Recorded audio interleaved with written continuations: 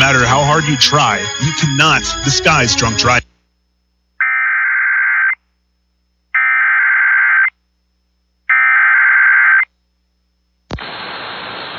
The National Weather Service in Albany has issued a severe thunderstorm warning for southern Fulton County in eastern New York, southern Herkimer County in eastern New York, Montgomery County in eastern New York, until 4:30 p.m. Eastern Daylight Time.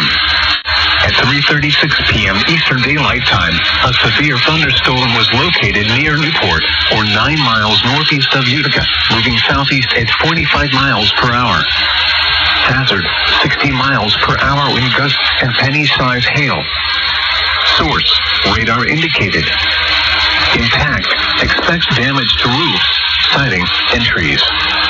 Locations impacted include Amsterdam, Gloversville, Johnstown, Ilion, Herkimer, Little Falls, Canajoharie, Fonda, Mohawk, Frankfort, Fort Plain, Dilgetto, St. Johnston, Ephrata, Hageman, West Winfield, Newport, Middleville, Poland, and Fort Johnson.